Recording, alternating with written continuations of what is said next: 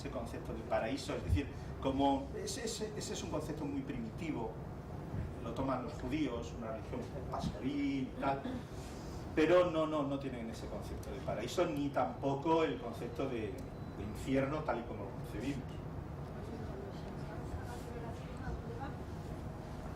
Tampoco hay un lugar donde ir. Que se va, perdón. Que se va a atravesar ese trozo que se sufre tanto. No es que, vamos a ver, se sufre en el sentido, es decir, ese sufrimiento, decía Buda, que el dolor es inevitable y el sufrimiento es opcional, que me parece una de las gigantescas aportaciones de Buda. Es decir, el sufrimiento es el apego de la mente al dolor. Y si yo me machaco un dedo, tengo dolor. Pero el dolor se acaba cuando lo orgánico, ese dolor termina. Ahora, la mente es está condicionada en el sufrimiento. Yo puedo estar sufriendo con el dolor del pie toda una vida, lo que yo quiera. El sufrimiento está condicionado, según Buda, precisamente a los apegos, al deseo. Es decir, a lo que es la propia existencia concebida como un deseo. Y ahí, cuando la gente muere, tal y como ellos dicen, lo que quieren es no separarse, porque tienen miedo de aquello que reconocen, que es la vida, de todo esto. Y ahí es donde aparece, digamos, ese sufrimiento. ¿Un lugar donde ir? No, es una fusión con lo absoluto. La individualidad del ser se expande en la totalidad. Ellos llaman el Atman, el Mahatma Gandhi. Mahatma significa alma grande, Maha es grande, Atman, el alma grande. Entonces es esa fusión con la divinidad. Esto decía Mr. Eckhart, en este caso cristiano, ¿no?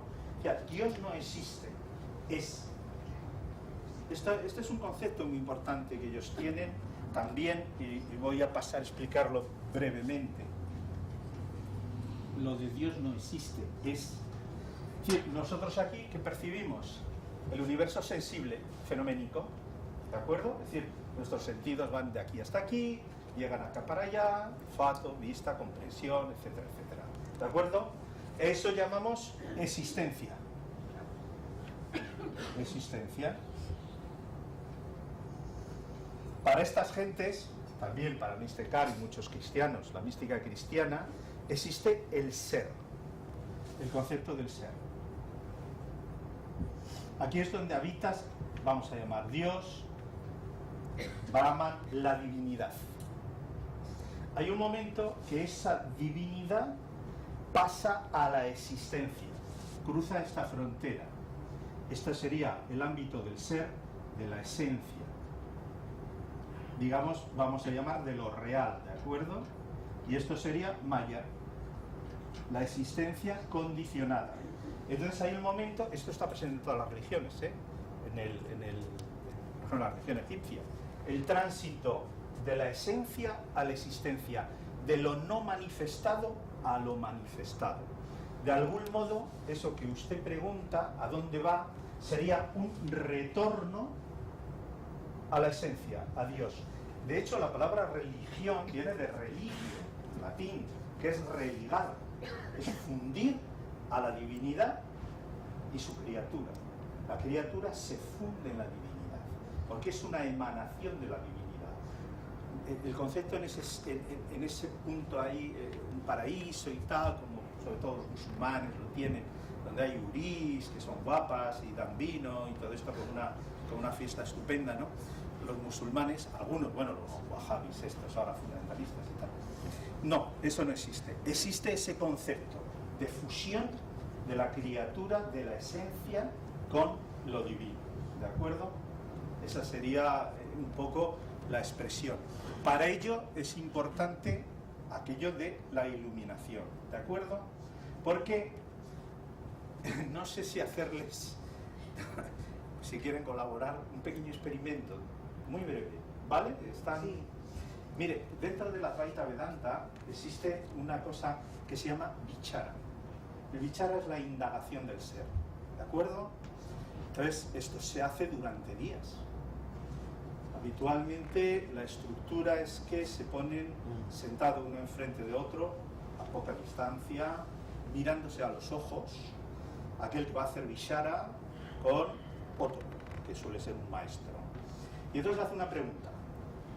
¿Quién eres tú? Y yo lo que les pido a ustedes es que por favor se la hagan, ¿de acuerdo? Vamos a jugar un poco para ir a bichar, vamos a jugar a bichar.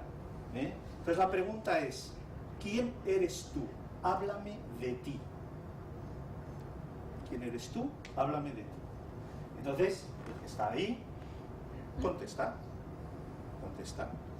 Entonces, les digo la contestación habitual, y yo creo que ustedes estarán de acuerdo conmigo que la contestación general es aquella, que bueno, pues yo soy un hombre o una mujer, lo que proceda, no, es que he nacido en tal sitio, tengo tal edad, pues soy químico, o soy taxista, o yo soy enfermera, o lo que sea, tengo 3 hijos, y tal, no sé qué, no sé cuántos, y el otro escucha.